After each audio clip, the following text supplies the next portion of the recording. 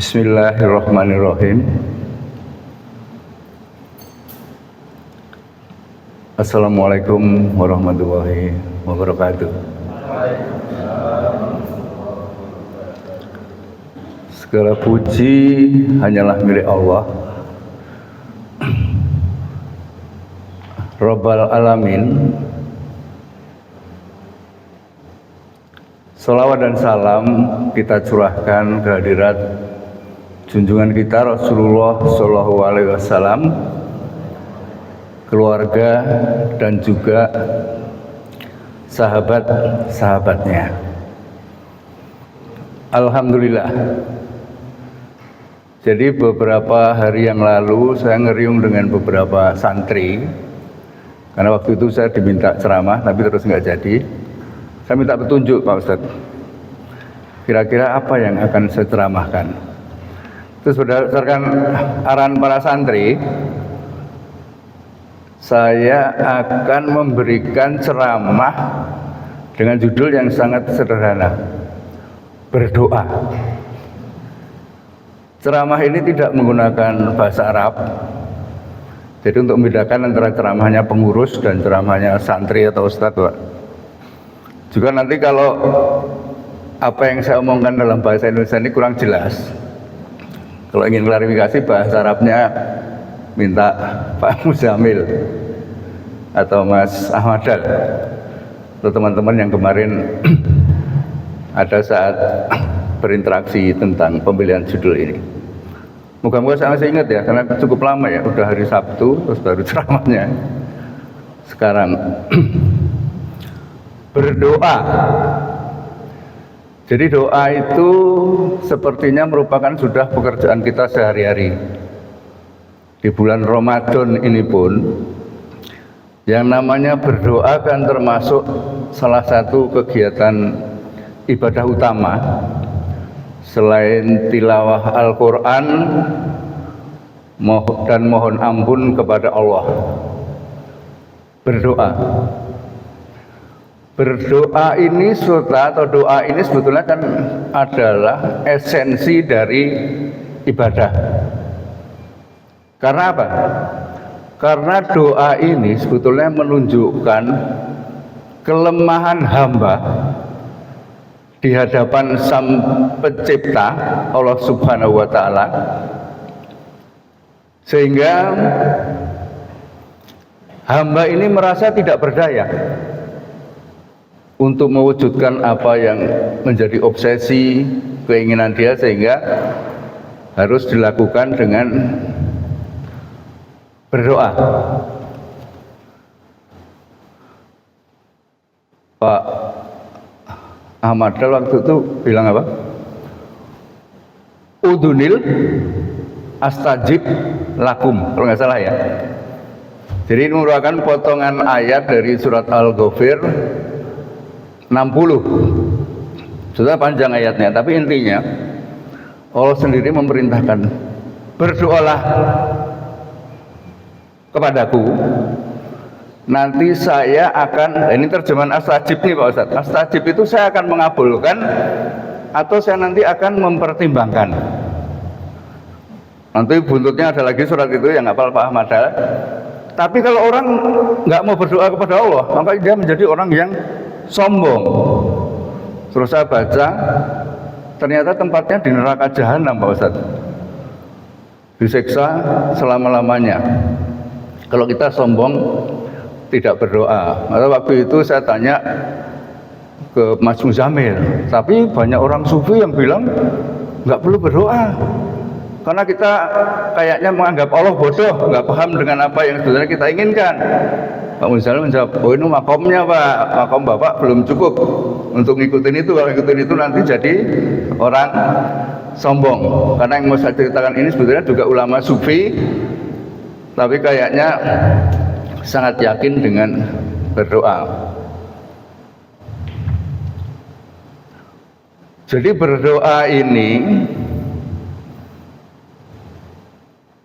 meskipun Allah ya sebetulnya dalam Al-Ghafir tadi bilang nanti aku akan mengabulkannya atau mempertimbangkannya, tapi ada kesan beberapa doa bukan ditolak ya, tidak dikabulkan atau belum dikabulkan.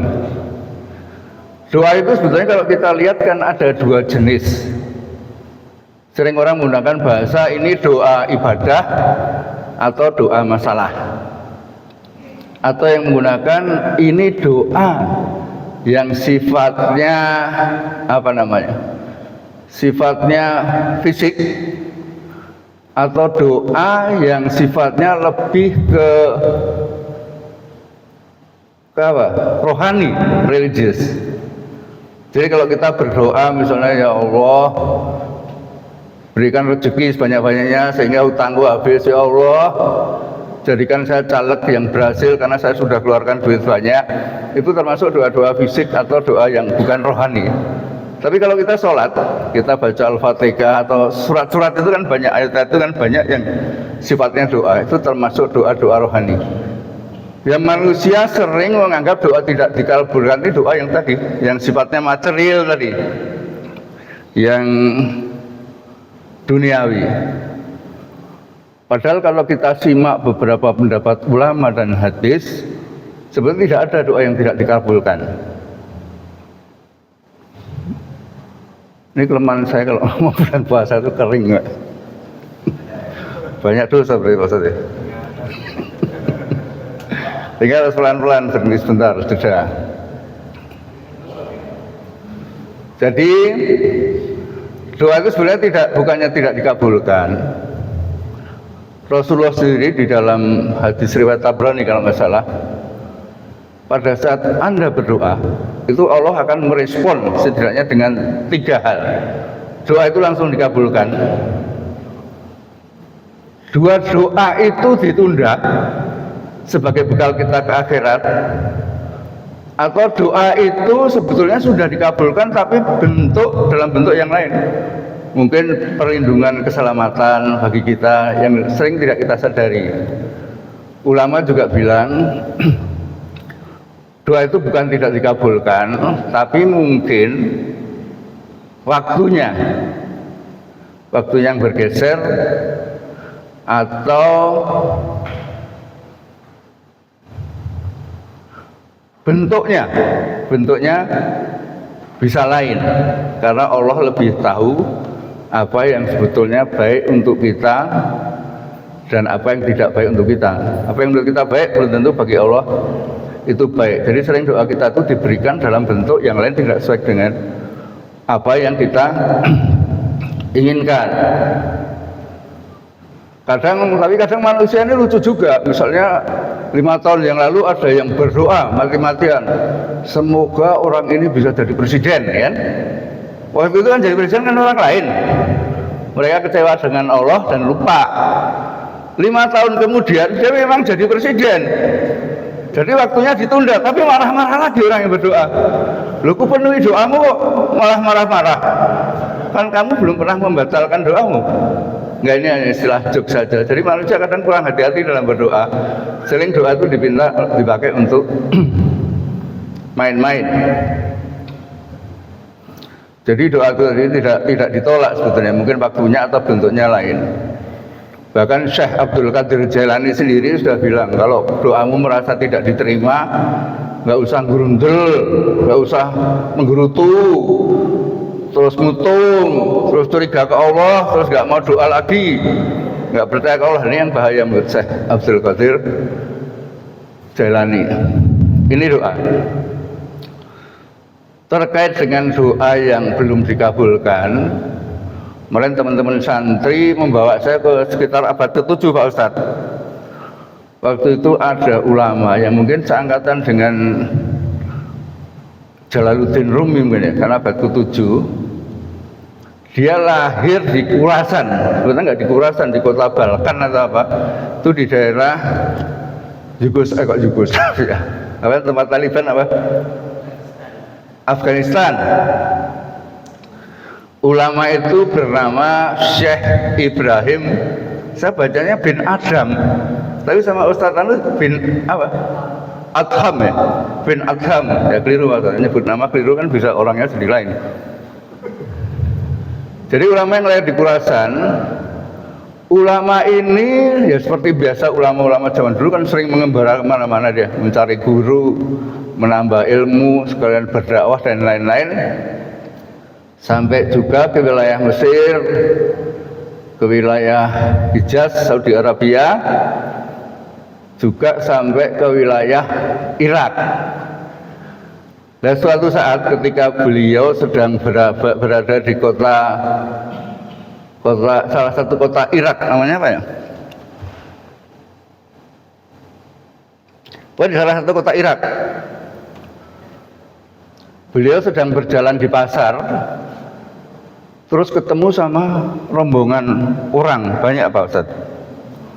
Rombongan itu kalau sekarang ya mungkin ada anggota DPRD, ada ketua parpol, ada pejabat dan lain-lain yang sedang nanya mungkin ke pedagang pasarnya, harga-harga naik. Oh karena paceklik gini. Mereka ketemu dengan Syekh Ibrahim bin Adam tadi. Nanya, Syekh, ini kami sedang ditimpa oleh malapetaka.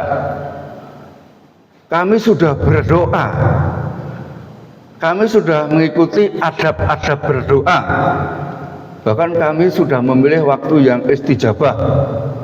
Doa kami itu malah bareng-bareng kadang-kadang. Jadi sepertinya demonstrasi ke Allah, minta dikabulkan. Tapi kenapa ya kok tidak dikabulkan sama Allah? Nggak saya ngambil daerah Irak ini di kota, maaf sudah tua lupa kotanya namanya, karena bukan kota-kota yang Baghdad atau bukan, dia lebih ke kota kecil. Ini karena kondisinya sebetulnya mirip dengan Indonesia, antara delegasi yang ke pasar tadi sama nasihat yang mau diberikan oleh ulama Ibrahim tadi. Jadi kata ulama, doamu tidak terkabul karena hatimu mati oleh 10 hal. 10 hal itu adalah kalian mengakui Allah, tapi kalian tidak menunaikan hak-haknya. Tidak menunaikan hak-haknya. Apa itu hak Allah? Nanti detailnya Pak Ustadz mungkin kalau ceramah. Tapi antara lain adalah satu disembah, makanya kita diperintahkan untuk sholat. Tapi ada hak yang lebih esensial, yaitu untuk tidak disekutukan dengan makhluk lain, ya kan? Kamu katanya beriman kepada Allah, mengakui Allah, tapi kalian kok lebih takut ke makhluk lain daripada ke Allah. Kalian lebih takut ke raja kalian. Kenapa? Dengan Allah malah tidak takut. Karena kalau raja kalian, raja itu apa dulu ya? Itu bisa menjatuhkan hukuman langsung di dunia ini yang kamu rasakan. Misalnya kamu tersandera kasus korupsi, ya? Kamu nanti akan dimutasi, kamu nggak dinaikkan jabatan, mereka takut.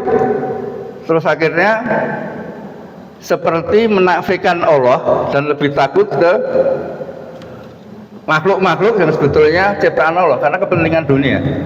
Kalau Allah kan hukumnya nanti setelah mati, setelah di akhirat.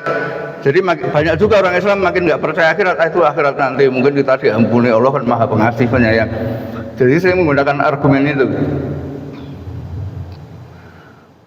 Tapi ini nggak termasuk kategori ibu-ibu ya. Jadi suami yang lebih takut ibu-ibu daripada Allah itu sebenarnya karena ibu-ibu baik membimbing suami agar tidak sesat. Terus kematian hatimu yang kedua. Kalian kan selalu bilang mencintai Rasulullah, tapi kalian tidak pernah menjalankan sunnah-sunnahnya, menyepelekan sunnah-sunnahnya. Jadi sunnah-sunnah Rasulullah itu Anda anggap malah jadi guyonan. Misalnya kalau yang sekarang kita sering lihat di internet setiap malam Jumat, ayo jalankan sunnah Rasul. Bagi yang sudah lansia nggak mampu, minta surat keterangan tidak mampu dari Pak RT. Nggak, ini kan sebuah candaan yang sebetulnya salah satu yang tidak mengakui sunnah Rasulullah. Jadi ada sunnah, apa yang dilakukan, diperbuat Rasulullah, dan ada lagi hadis. Ini juga tidak diikuti oleh mereka. Kemudian yang namanya sunnah Rasul sering dianggap sebagai sesuatu. Ini karena dengan konsep pemikiran kita, kalau kita memahami Islam itu jangan tekstual tapi kontekstual. Dianggap sudah obsolete, ketinggalan zaman. Itu kan nggak bisa, itu sudah digantikan, bisa digantikan dengan yang lain, sudah nggak zamannya lagi. Nah, sering ada hal seperti itu yang menjadikan kita menjadi melupakan sunnah Rasulullah. Kemudian ada juga mulai muncul aliran yang hanya mengacu kepada Quran. Padahal acuan kan harus dua, Quran dan sunnah, termasuk hadis. Ini hadis mulai ditinggalkan. Alasannya banyak hadis yang doif, yang maudhu, yang dulu dikarang-karang bersama penguasa, sehingga mulai ditinggalkan. Ini termasuk meninggalkan sunnah-sunnah yang membuat hati kita menjadi mati. Kemudian yang ketiga, kepanjangan nggak nanti kalau 10 ya? Karena nanti sudah kasih waktu ya. Yang ketiga adalah kalian, ini yang dibilang Pak Darman, Babi Ayi kemarin itu, surat Ar-Rahman, banyak menerima karunia rahmat dari Allah, tapi kalian tidak pernah bersyukur. Ini ciri khas manusia, Pak. Manusia itu kan selalu yakin dengan prestasi. Alasannya itu ikhtiar. Sehingga pada saat dia mencapai prestasi tertentu, dia merasa bahwa itu anjing adalah hasil prestasiku, pekerjaanku. Jadi Allah dinafikan, tidak bersyukur, itu merasa prestasiku. Sehingga muncul yang namanya kaum Qadariyah atau Jabariyah yang baru, bahwa apa yang terjadi di dunia, apa prestasi yang saya capai, bisa lolos jadi caleg, bisa jadi presiden, itu karena prestasi kami. Allah nggak ikut campur. Itu kan pikiran rasionalis dari kelompok mereka yang menyebabkan kita kurang bersyukur kepada Allah. Pak Agus ketua kemarin ngasih tahu cirinya gampang nggak Pak Wisnu? Kalau anggota DPR atau artis yang dulunya sukses, di akhir hidupnya merana menderita, itu sebetulnya karena dia kurang bersyukur, Pak. Sehingga hukuman itu langsung diturunkan di dunia. Kalau kamu bersyukur, saya tambah nikmatku. Tapi kalau enggak, kamu jadi kufur, ya terimalah hukumanku. Jadi hati-hati kita bersyukur apapun yang kita capai. Kayak kita makan, kata Pak Ustadz Jinul, itu bukan karena kita makan nanti terus warak dan sehat, bukan. Jadi kita harapkan makan itu karena Allah, ya kan? Makanya di doa makan itu kan jauhkanlah kami dari api neraka. Jadi makan itu sebenarnya kaitannya banyak, bisa membawa kita ke api neraka juga. Yang ketiga, kurang rasa syukur. Yang keempat, kalian katanya benci setan. Setan itu musuh kalian. Tapi kenapa kalian kok banyak mengikuti setan? Ini banyak, Pak. Jadi kayak Ramadan ini misalnya, kan ada yang bilang setan itu dibelenggu, tapi kok manusia masih kurang ajar. Saudara ulama terpaksa menjelaskan, oh yang dibelenggu itu setan-setan besar, yang kecil masih keluyuran. Sebetulnya yang menyebabkan kita di Ramadan ini tetap nggak berubah perilakunya, tetap bahkan semakin buruk, ya karena nafsu syaitoni yang ada di dalam diri kita. Setan itu kan nggak perlu nggoda satu orang terus orang itu kemudian terjerumus, enggak. Godaan pun kan kadang-kadang tidak selalu ke arah jelek maksiat, tapi juga ke arah ibadah. Setan itu kan cuma ngasih tugas saja ke salah satu tokoh di dunia ini, nanti ganggu anak buahmu yang takut sama kamu, yang saya sebutkan di pasal nomor 1 tadi, agar mereka ngikutin kamu. Terus setannya selama Ramadan pergi istirahat tidur, ya udah sama terus kampanye. Makanya kan ribut terus ini, masa kampanye ribut terus, ada yang nggak terima, ada yang ini. Itu antara lain adalah karena apa namanya,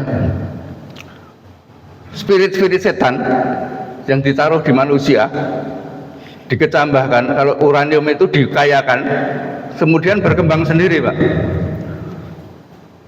Itu setan terus seolah-olah kita jadikan teman. Jadi harus hati-hati ya, setan ini ganggunya tidak hanya ke hal kemaksiatan, tapi juga ke hal-hal yang terutama membuat kita takabur karena kaya, karena merasa ahli ibadah, merasa lain, itu juga termasuk bisikan setan. Terus lima ya, kalian tuh katanya pengen masuk surga, tapi kok kalian tidak melakukan amalan-amalan untuk bisa masuk surga. Manusia itu saking pinternya, Pak, kadang-kadang menghitung amalan-amalan sendiri. Kemudian Pak, ini sudah cukup ini kalau untuk masuk surga, sudah sisa banyak itu. Padahal masuk surga itu kan kita nggak tahu amalan mana yang sebetulnya akan membawa kita masuk surga. Seperti Pak Ustadz kemarin ceramah, bukan karena ibadahnya, bukan karena zikirnya, bukan karena apa, karena dia bisa menutup aib orang lain. Itu yang membawa dia masuk surga. Orang banyak sholat, banyak puasa, banyak lain, tapi melihat paku duri di jalan dia cuek. Padahal itu kan akan membahayakan orang lain. Sehingga amalan itu dianggap amalan sepele yang pahalanya sedikit. Padahal sebetulnya itu kalau dia lakukan mungkin insya Allah dia nanti akan menjadi amalan yang bisa membawa dia masuk surga. Terus kemudian ada profesi yang sebetulnya sudah jelas karena dia berdiri antara batas surga dan neraka. Misalnya para hakim, para penegak hukum, kalau dia bisa adil, bisa benar, kan tinggal nyemplung ke surga. Tapi karena dia lebih mengedepankan nafsu kehidupan, hal-hal yang sifatnya materi, honor, dapat duit banyak, akhirnya dia mengambil keputusan-keputusan yang sesat, yang membawa dia ke neraka. Dia sudah tahu sebetulnya, sudah tahu batasnya, tinggal milih mau ke surga ke neraka. Lah kok milih ke neraka, padahal pengennya ke surga. Ini sebetulnya ada kaitannya dengan butir ketujuh tadi yang disampaikan oleh ulama, yaitu kalian katanya takut ke neraka, tapi kenapa perilaku kalian kok justru membawa kalian berbondong-bondong ke neraka. Jadi banyak amalan-amalan yang sebetulnya bisa membawa hamba ini ke surga. Dan surga itu banyak pintunya, dia melalui sedekah, melalui puasa, termasuk melalui bakti ke suami misalnya ya. Ini kan salah satu pintu surga. Tapi kenapa kok ada yang nggak diambil? Malah memilih amalan lain yang belum tentu bisa membawa ke surga. Harusnya kan dilakukan lagi. Amalan besar, kecil, kita pilih, kita lakukan. Kemudian yang ketujuh, syukur sudah tadi. Oh, ini terkait dengan kematian. Jadi ada dua butir. Satunya kalian tahu bahwa kematian itu pasti akan datang, kalian pasti akan dijemput. Tapi kenapa kalian kok tidak pernah mempersiapkan? Itu bilangnya ulama ke orang-orang Basrah, ya Basrah, kotanya namanya Basrah. Orang-orang Basrah lagi. Kalian tuh kalau ulang tahun selalu bilang panjang umurnya. Ini tanda bahwa dia takut mati dan tidak siap mati. Umurnya diperpanjang, tapi tidak suatu umur yang barokah. Jadi malah justru menambah maksiat dan dosa ya. Meskipun Pak Ustadz kemarin bilang karena sifat Allah itu ada juga sifat pengampun, berbuatlah maksiat sedikit. Saya kalau lupa kan bisa kebablasan karena maksiatnya terlalu banyak. Kalian sering pergi mengantar jenazah ke kubur, tapi kalian tidak pernah belajar dari kejadian itu. Pak Ustadz kan pernah ceramah, saat kita mengantar orang ke kubur, antara lain ada tiga hal yang harus jadi perhatian kita. Harta sama keluarganya, mobilnya pulang kembali ke rumah. Yang tinggal di kubur hanya amal ibadahnya dan dosa-dosanya.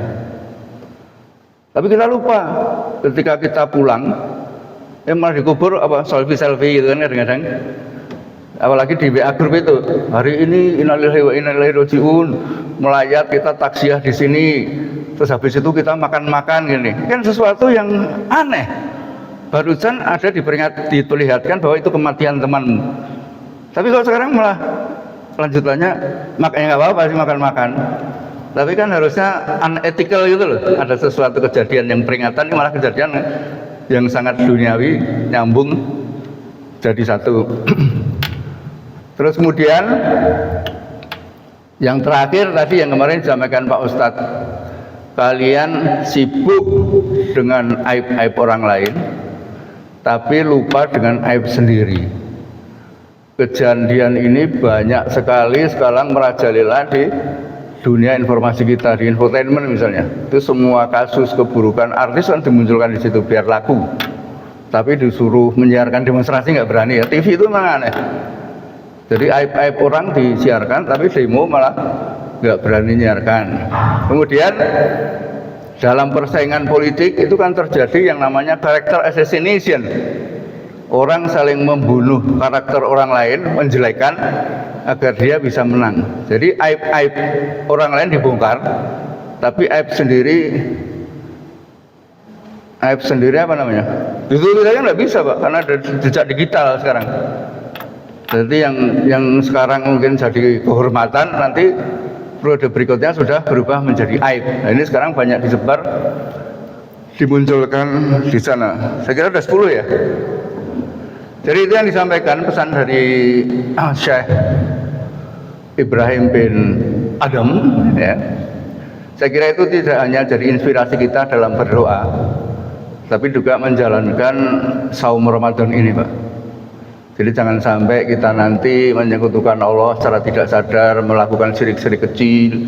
Jangan sampai kita menaifkan sunnah-sunnah Rasulullah, menganggap itu bid'ah dan lain-lainnya. Jangan sampai kita kurang bersyukur. Jangan sampai kita justru sering bergunjing, membuka-buka aib orang lain karena itu menarik. Tapi sekarang yang lucu itu aib sendiri menjadi sebuah kebanggaan. Banyak juga aib sendiri diceritakan tanpa jejak digital, diceritakan sendiri. Kata ini mungkin perlu kembali, meskipun dia muncul di abad ke-7 oleh Syekh Ibrahim bin Adam tadi, tapi mungkin masih bisa menjadi ikatan pedoman yang perlu juga kita ingat ya. Satu, agar tadi, jadi doa-doa kita itu kan perlu hati yang bersih. Makanya di tasawuf itu diajarin bersihkan dulu hatimu, qalbumu, sebelum Anda minta ke Allah. Minta terus tapi nggak pernah memberi apapun ke Allah. Kemudian juga semoga ini juga jadi penuntun agar puasa kita itu dari waktu ke waktu semakin berkualitas, dari puasa yang sifatnya hanya menahan lapar haus, kemudian puasa-puasa yang mengendalikan panca indera, termasuk nafsu. Yang ketiga ini yang sulit, puasanya para nabi ini. Para nabi itu kalau puasa, begitu dia putus hubungannya dengan Allah itu batal puasanya. Itu kan nggak mungkin kita, belum mungkin karena kita bukan nabi. Mungkin itu Bapak Ibu sekalian, mohon maaf kalau ngomong saya terlalu elokuen. Elokuen itu bukan bahasa ceramah, tapi kayak bahasa ngobrol biasa. Kalau ada kesalahan-kesalahan dalam tutur kata, mohon dimaafkan. Billahi taufik wal hidayah. Wassalamualaikum warahmatullahi wabarakatuh.